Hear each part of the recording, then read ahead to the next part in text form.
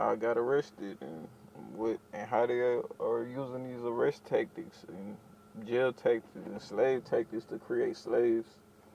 So what they do, because it'll make you lose your mind pretty much if you're not smart. So what they do is they'll use a girl that you're dating. They'll have you, arousing yourself to her. You might get paid off a job. She helped you get the job. Now you getting paid off of the job, okay? And then you know, they'll double back and then they'll steal all your shit and they'll use the girl that they made pretty much like she got the shit for you. And then now you are mad at her. You may want to try to kill someone or kill the person that they are putting and saying that she's dealing with. They'll act like, some shit like that. They'll try to get you to kill the person. And you could be a good person. That's just how we're taught in the hood. That's what we've been taught, to protect ourselves and kill. That's the only thing that they've taught us.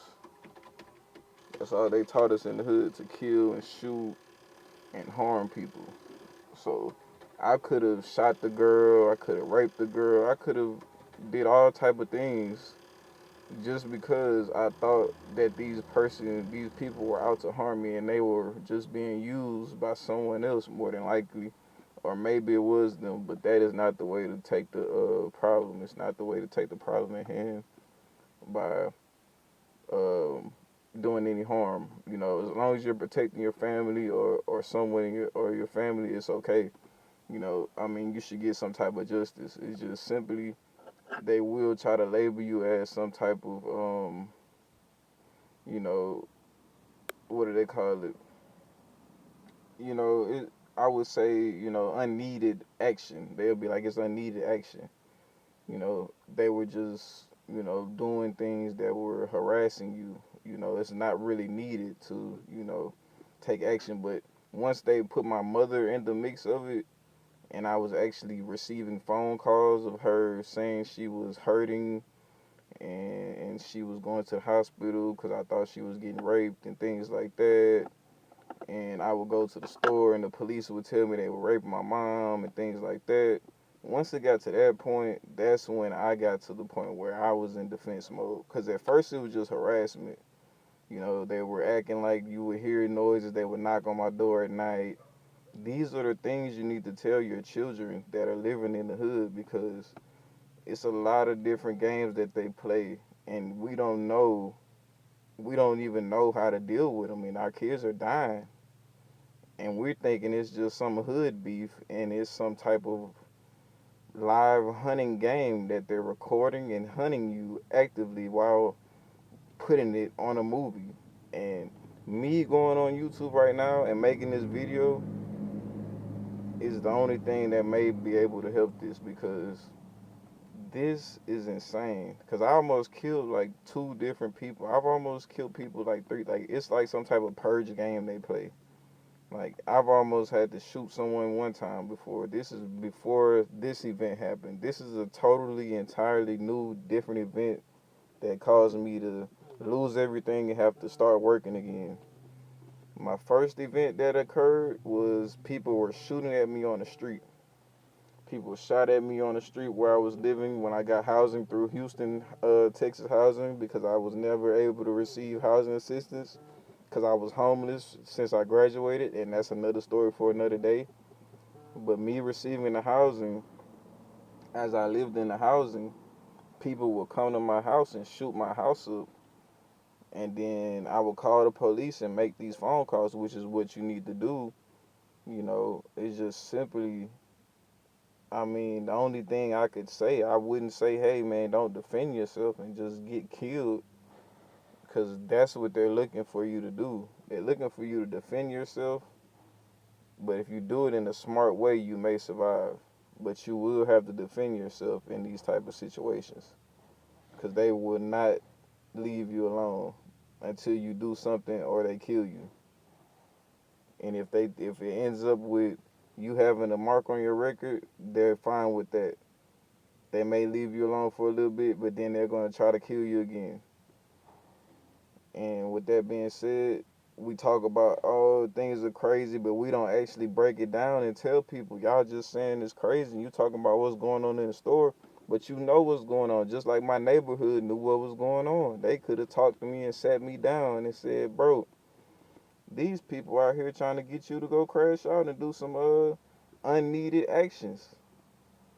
But hey, they never told me that, hey, your mother was not getting raped. They're just using your mother as some type of thing to get you in trouble. They never said any of that. Just like I'm trying to tell you guys right now, because I'm seeing this from a bird eyes view, just as they've seen it from a bird eyes view. That's what I've been trying to let you guys know. I mean, hey, I have been back and forth just talking about it from a first, what would I call it, a first person point of view. This is third person point of view, where you know every type of thing that they may occur. So back to the recent one. That was my past problem that I had when they tried to hunt me down and kill me. This is now the second time that they've hunted me down and pretty much killed me, as they would say, by putting it on paper. That's pretty much a claimed death by locking me up and incarcerating me for however long they wanted to, illegally, for raping my mother and me defending her against a rapist and my friends that I had also. So with that being said, this is what they do. They like I said, they buy the car, they let you go to work. If you buy a car, you're gonna buy a car because you're a regular hood guy. You're not gonna save up more than likely and buy and get a business because you're living on housing. You never know when it's going to get cut off, so you're going to go automatically and probably buy a car.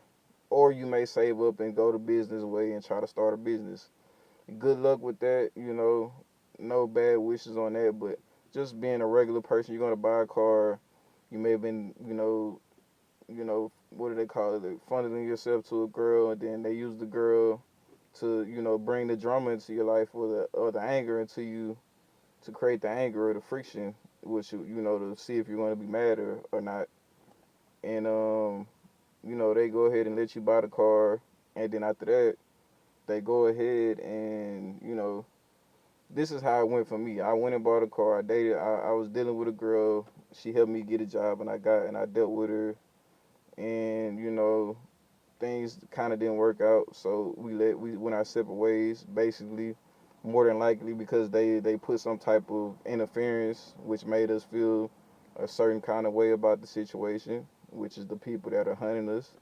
So they made us feel a certain way. So we stepped off. We left each other alone. She may have felt a certain type of way. It may have been her, that did this. It may have not even been those people that hunted and killed me, But either way it go, they were the ones that initiated the interference to even make me feel like I shouldn't even be dealing with the person.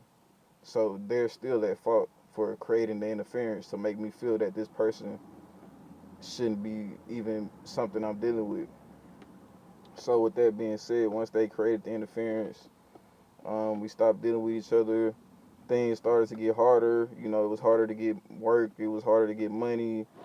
I was homeless for about 3 months. Then I was shot at a couple times at one night while being homeless. Woke up, felt like someone did something to me. May have been a lady. I don't know.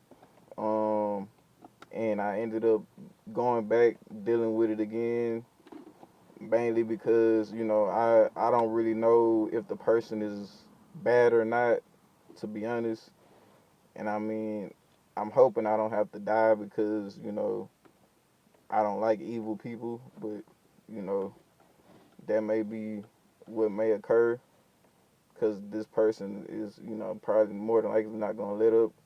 And so we pretty much got back in the groove again, and we were back in the groove, chilling, just going back to get another apartment.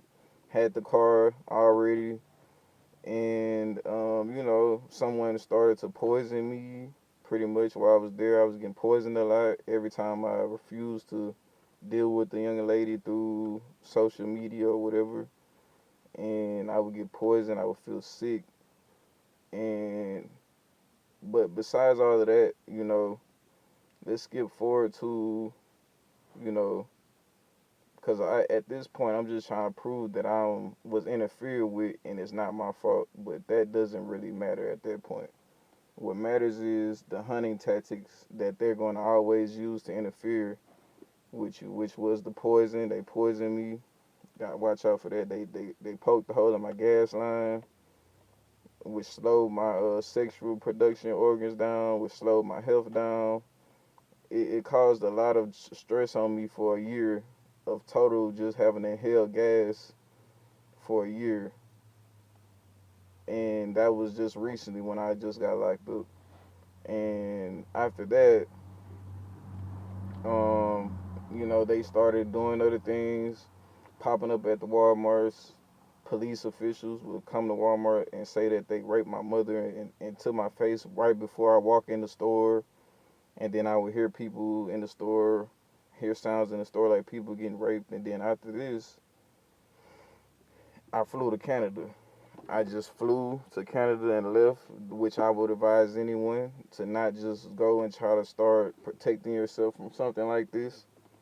And I noticed that the police were pretty much following me the whole entire time, or the authorities were following me the whole entire time. So I was followed all the way from Houston, Texas to Canada and sent back to Houston, Texas from Canada and with a free ticket.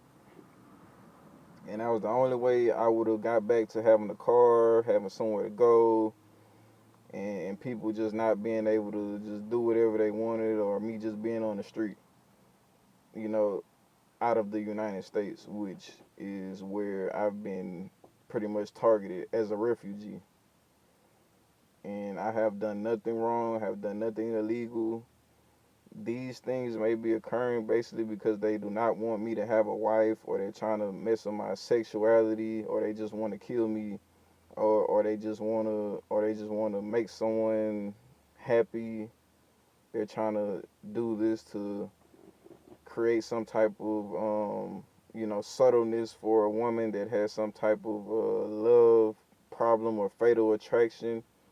You never know why they're trying to do these things, because I've almost died over 4 or 5 times over this, and this is not something you want to have your kid in the dark in, because these women are doing this to a lot of these men. They see it, they see they're able to do it, now they're doing it, you know. So this is very dangerous, and I would advise you guys to take heed and try to get your children to understand how to avoid these problems. And mainly, you gotta change the people that are looking to harm. You gotta change the way they think, because if they don't understand that a person is just looking to be independent and not depend on someone as they are, you have two different type of people. You have people that want to be independent, and you have people that don't care however they live. There are people that want to be free, and there are people that don't care if they want to be slaves, in other words. And that's where relationships kind of fall off. Because a woman will leave you because you don't have any money, and that's not independence. She's not looking to be independent. She doesn't care that, independence. Or she may be in a position where she has a lot of children, and that's another reason where you cannot even try to allow that person independence, because there's no independence in that situation. There's always going to be a group of individuals depending on each other. And you being by yourself, they will never understand that you're trying to have an independent lifestyle where you shouldn't have to depend on anyone. And with that being said, that's where that may be another point that we can just start there by helping them understand to not even get to that point where they've hunting you or interfering with your life. And also, yeah, so I came back from Canada after they hunted me and interfered with me, and I had to get some type of protection, and I ended up hearing a lot of raping and a lot of people getting raped in my apartments, hearing a lot of just different sexual noises, people knocking on my door, people talking about they raped my mother still. My mother calling me on the phone talking about she's hurting, she's going to the hospital, and I ended up finding one of the suspects, and I ended up apprehending him, and I ended up using brutal force to pretty much stop the raping and whatever they were doing to my family.